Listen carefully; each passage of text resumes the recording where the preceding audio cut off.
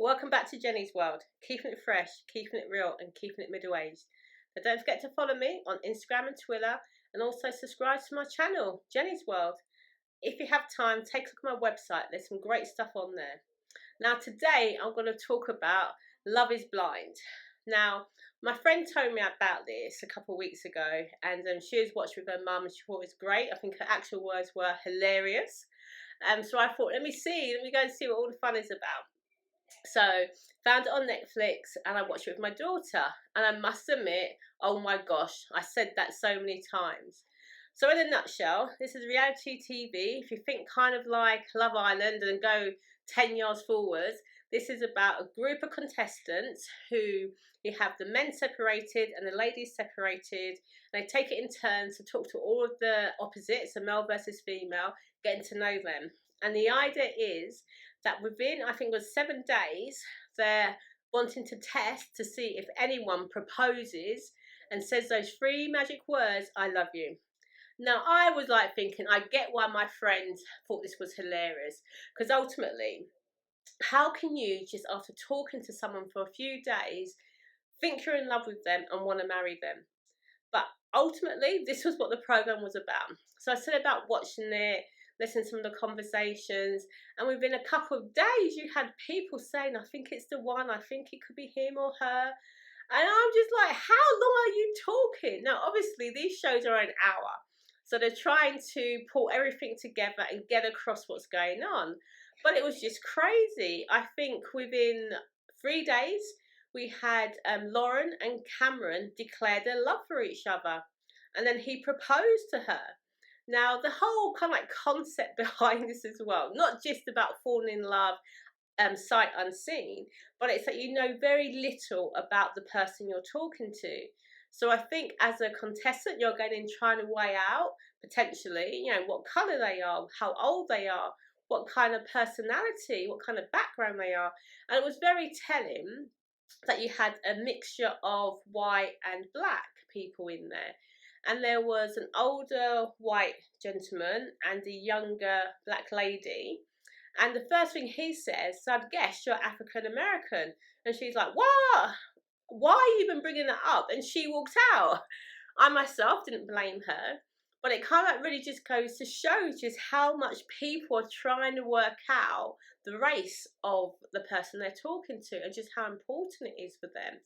And you've got to remember, most people meet at work, at a bus stop, a restaurant, a dating site, being fixed up with family or friends or whatever. But they normally generally get to see the person in the flesh. And that love kind of like generates over time, sometimes in the manner of weeks or months, but generally it takes time before people move that step to say I love you, let alone propose. And don't get me wrong, I know there are cases where people say I fell in love instantly, I knew he or she was the one for me, we got married, we're happy, we've been together 20 years later. I get that, understand it. I just don't think it's common. It happens every single day to every single person. To me, those are the rarities. Those are the singular occurrence that may occur once every 5 years. So to have this reality show try and work out whether or not love is truly blind by having opposite sexes talk to each other and have no indication of their age, their race, nothing at all to guide them except from their voice and the conversations that come about as they're talking to each other. And as I said, I swear within 3 or 4 days, you had Cameron and Lauren say to each other, I love you, I think I love you. You had a conversation with the girls, have you found the one, what do you think? What I found interesting was when you had more than one person like the same person. So we had Amber and Jessica, both like this guy called Barnett. And I think Barnett had another girl in tow, but I can't remember her name. So he had 3 girls that he was kind of and ahhing about. We then had a couple, those who just had the one person they were interested in. Now, it came down to, I think, 5 couples who each said they love each other, took that leap of faith. But what I found one of the interesting couples was Carlton and Diamond. Now, Carlton had said previously, and he told us, obviously she knew nothing about it, that he was bisexual, that he'd had relationships with men in the past as well as females, But when he told the ladies that he was dating of his past, they dropped him. Didn't want anything to do with him, and he found this quite upsetting, understandably. So he didn't want to actually tell Diamond, the person that he had chosen to say those 3 magic words and propose to, that he was bisexual. Now, for me, that's making a massive statement. You're kind of like leaving out a big part of who you are. And in my mind, I feel as though that should have been part of the conversation as they were getting to know each other. Because it was never going to end well when you've got something as big a secret as that that's between the two of you. Well, I'll come to that a little bit later. So going back, we had Cameron and Lauren, who made that declaration. Yeah, we saw them meet each other for the first time, nerves and all of that, but they were like, yeah, no, I made the right choice. We then had Barnett and Amber. He actually decided to choose Amber, despite telling Jessica the day before, or a few days before, that he might propose to her. Now, Jessica was wooing Mark as well as Barnett. And when she heard that Barnett was willing to propose to her, or going to propose to her the next day, she immediately dumped Mark. Now, Mark was much younger than her. Jessica was 34, Mark was 24. And she made a big thing about this age thing. But when she was talking to him, she said it didn't matter. We were great. We connected. Anyway, I found it quite entertaining. She went to see Barnett to carry on their conversation, and he goes, oh, let's play a game. He's like, games? How are you going to play games? Anyway, she chose truth or dare. And then she comes out with, is it true that you still feel the same about me as you did last night? And surprise, surprise or not, he says no. She's like, what? And he's like, no, I don't think I do. And then she's like completely shocked, wasn't expecting it. And she says, but last night you told me you were going to propose to me. You were thinking of going, you were going to propose to me today. And now you're not doing it. And he goes, yeah. And she couldn't take it, couldn't handle it. She walked out, immediately went and told the other 2 girls who he was wooing that he's not to be trusted, don't believe anything he said. He told me this, he's now saying that. Now, to my mind, what is really driving all of that is she really liked him, for one. But 2, she'd already gone and dumped Mark and said she's fancied somebody else and she's going to go with them. So she's kind of like in that position, damn, I'm on my own. And Barnett said no, and I've dumped Mark. How do I rescue that? And Mark was quite upset. He was young. He was really into her. Again, I find this thing about a few days and working out this person's the one for you. It just doesn't happen. Not like that. Not in those conditions. Because in those conditions, you may feel like that, but it's not real life and it's not reality. Anyway, Mark, I felt, was quite naive, very young, and he took it really hard. Anyway, the next time we see Jessica come back, and she's like, oh, I made a mistake, and I know I hurt you, and I don't know where we can go from here, blah, blah, blah, blah, blah. Can we give it another go, is what she in a sense was saying. And I'm saying, no, Mark, say no. She's just using you. See through it all. To no avail. Rescreen the TV was not going to make any changes to that. And Mark took all in. He said, okay, let's do it. So they're in love. He was going to propose to her, even knowing that he wasn't the one that she really wanted. Anyway, that became our second couple. Amber and Barnett were the third couple. We had Kelly and Kenny were the fourth couple, and we had Diamond and Carlton as the fifth couple, and the final couple was Gigi and, oh, I can't remember his name, Daniel. Gigi and Daniel. So we had 6 couples who all felt the need to say they love each other, committed, they would marry each other, all excited, and so we kind of like move from that house position where they're in pods and they're just in each other for 30 seconds, 3 minutes, whatever. And then we move on to the next stage of that reality show when they all go to Brazil, I think it was. And again, this is them outside there getting to know each other a bit more. Now they can see each other face to face, you know, the colours there, the age is there, any kind of discriminations there. So throughout that time, though, it's clear that Mark and Jessica were not suited. She was truly, I think, picked him randomly out of desperation. And although they were getting on, there's no spark, there's no connection. And then when they were reunited with the other people in the pod, it really became clear just how much she had chosen Mark out of desperation. Because the minute she saw Barnett and Amber, you could see she was jealous. And I think that was the theme throughout her interactions with that couple. But anyway, let me jump on to the exciting piece around Diamond and Carlton. Now, Carlton was getting a bit moody. He's kind of like, what's going on? I've got something on my mind. Anyway, he eventually spills the bean. I've been bisexual. I've been out with men in the past as well as women. Now, Diamond was kind of like really shocked. Oh my gosh, didn't know what to say. It's okay, I'm here for you. Anyway, they went away, slept in separate rooms for Diamond to think about it. And fair play to her, she was doing what any, I think, person in a situation would have done. Whether it was a male or female, I think she handled it in the same way. And she had time to think about it, reflect on it, and they met up in the morning by the pool. And she was just asking him some general questions, and Carlton went on one hissy fit. He, I think for me, really showed his true colours. And he then was just showing himself not to be a nice person. What I found surprising was the lie that came out of his mouth saying, all the other girls I've been with didn't have any trouble with it, it's you, you're a bitch. He actually called her a bitch, and she's like, what? And obviously she took that ring off and threw it down, and she threw a drink in his face, and that did not go well. He truly disrespected Diamond. And she wasn't shouting and screaming, she was just asking questions. And main one was, why didn't you tell me before?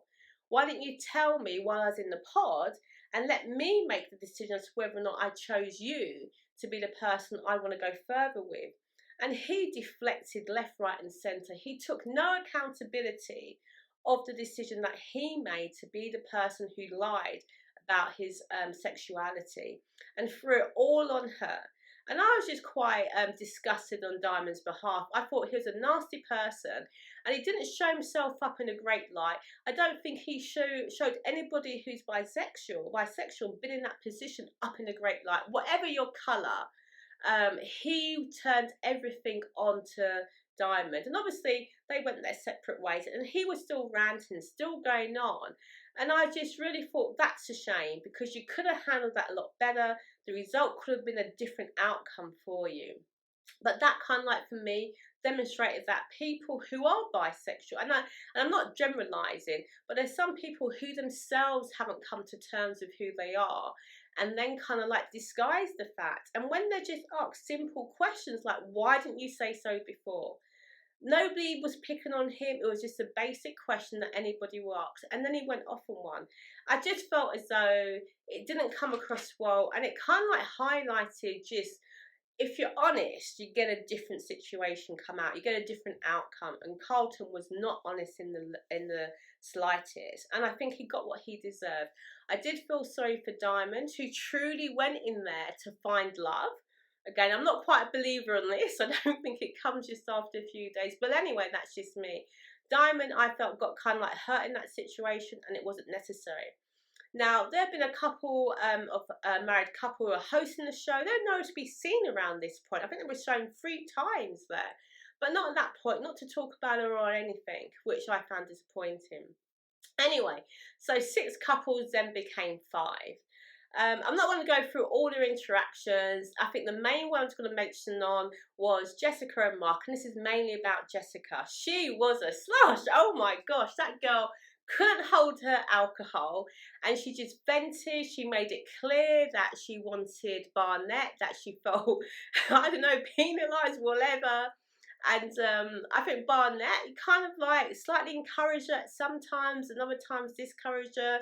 I felt sorry for Mark, kind of, because I think he got what he deserved. It was clear she did not really love him, but he kind of like wanted her and went in blindly and put up with so much crap that she threw at him. But I think Jessica was one hot mess, and I think those are actually the words that Lauren came out with. They went to, I think they were having like, I don't know, drinks with the girls, and they went to this drag show, and one of the hosts says, is it me or are you slurring your words? to her, and it's like, don't serve her another drink, which people were laughing, and it's tongue in cheek, but I felt as though that's what she was. If she didn't have a glass of wine or a bottle to hand, there was something going on. But she was clearly upset, and she went to different extremes to kind of like mask that, and I think it kind of like showed with how she treated Mark. Now the next stage in this scenario was they went back to their own places to collect some stuff. They're all going to move in together and stay in the same block. And then you got to see their parents, and they got to explain how they got there, where they were with that, and how it's going. Interestingly enough, Lauren's mum, when she met Cameron, seemed to go down really well. But Lauren was very apprehensive about Cameron meeting her dad, because he was a traditional black person, traditional African American, and she would very much go with his direction. Anyway, they eventually met, and I felt the dad was tough, but I think rightly so. He asked some tough questions about how he would cope in a scenario where he found himself with a lot of black people. Cameron pointed out that his last partner was actually black. They've been together for 5 years, so he had been around a lot of black people and felt that he could handle it. I did feel as though his dad slightly softened at that, but he said, I'm not here to beat you up about this, let's see how it goes. So I think that kind of like went well. I mean, again, you kind of getting these couples thrust in together and having to make decisions very quickly, the introduction to the families and friends, etc. So there was a lot of nervousness about it. Now, one of the couples I haven't spoken much about, Gigi and Daniel. I thought initially they seemed quite well suited, but personally speaking, after seeing them together, Daniel is not the right person for her, and she would have been better off just letting that fish go. Had a few arguments, a few ups and downs. She was very honest and straightforward and talked about it, and he, to my mum, wasn't. He was kind of like the complete opposite. He became very vocal if she expressed anything that went against his own opinions. They had different political interests, which seemed to hit a real nerve with him. And it was very important to him, but I felt as though, yeah, this is going to be a bit of a battleground. Anyway, they were living together, some of them getting on, some of them weren't. We had Kenny and Kelly, who, to my mind, I think all intents and purposes, seemed to be getting on really well. But there was a stage, I think Kelly was with her friends, they were talking about somebody else, and then she just said, isn't he good looking, blah, blah. And it's like, he's my normal type, not Kenny. And then that kind of like light bulb, that flashlight moment, they're not really going to make it. Now, the lead up to all of this was who would actually get married. So you had all of these stages, from the introductions at the house and the pods, going to Brazil, going to get their stuff together, moving in together, meeting the respective families. And ultimately, nobody could split it until they got to the wedding day and actually decided if they would say yes or no. That's the only point that they could actually walk away. Now, we all knew, I definitely knew, my daughter definitely knew, that Mark and Jessica would be a no-no. And we were right. They got to a point, Mark said yes, she said no, then she walked out. Don't know why she got there, but here you go. Now, surprise, surprise, Gigi and Daniel were the first couple up. She went through it, said all, committing all of that, and he said no. I think everybody was silent and shocked. She ran out, and then she was upset and couldn't believe it. Again, not completely unexpected, and I felt good. I'm glad that's happened. Perhaps not the right way, but I think for me, they weren't suited. Next couple up were Amber and Barnett. Now, there's one point I did think that Barnett would chicken out and say no. Now, a little bit of background. When they moved in together, he had his own place she, I think, was sharing. He talked to her about what she did. Turns out she had loads of student debt, was working part-time, hadn't worked a while. And that clearly surprised him. When they met their respective families, his family was not keen on it at all. And he was very family orientated. And it was seen as though his family would sway his decisions. And she actually said, will you back me up? If your family are saying something negative about me, will you back me up? And then we discuss it outside when we're just together. He couldn't commit to that. So I feel as though she was slightly then worried about that. He was worried about his family, how it all go down. So the lead up to their big day was lots of question marks. But in the end, they said yes, they got married. Very surprised, but hey ho. We then had Lauren and Cameron, and yes, she was the one that was the undecided one. He was fully committed, fully wanted her, wanted to spend the rest of her life, his life with her, but she was the one undecided. But she said yes, and there was surprise and relief and happiness from him. And the whole family and friends seemed to think it was a good idea. So there we had two married couples. The last one was Kelly and Kenny. He said yes, she said no. Again, I think once you heard her say he's not my natural type, I think that guy over there is good looking, it was all doomed to failure. But again, I kind of wonder, was it necessary for them to only be able to opt out at the altar? I know that was part of how the whole show was all about, the build up. They choose a partner, they accept the marriage proposal, then they walk down the aisle and say yes and no. But I felt it was a bit harsh on some of those who were actually dumped at the altar. But there you go. Love is blind for some. And what was really funny is you had the people who were ministering for the weddings, actually, for those who got married, turn out saying, yes, love truly is blind, and this couple is here to show that. And those who didn't get married, they say, well, love wasn't blind for this couple. It was weird because the host did not come out at all at that point, which you think they would have done. So you went from 6 couples down to 5, 2 got married, 3 didn't. And the question was, would they stay in touch, the ones who didn't? Because it's a very strange question. When it started off, the host was saying, will you tie the knot or will you walk away and never see each other again? Yet at the end of it, the premise seemed to be that if you didn't tie the knot, you would have been able to carry on and work out whether or not you could be together. Now, again, it's a reality TV. It's a new concept. To my mind, was it done correctly? Was it in the right way? I'm not so sure. I think there's probably other things they could have done over a longer period of time to really work out if love is truly blind. But I think sometimes you've got to test these things and see how they go. And the only benefit I have is it was on Netflix, so you can go from one chapter to the next without having to wait weeks and weeks for it to happen. So that was a bonus. I would recommend it for anybody out there who loves your reality TV shows, love the kind of things like Love Island and people getting together, mismatches or not. It's something to watch, and it'll be interesting to see what you think about it. So if you ever get to go and see it, it's on Netflix. Have a look. Love is Blind. Come back and share your comments once you've seen my video. So thank you for watching, and don't forget, keeping it fresh, keeping it real, and definitely keeping it middle-aged over here.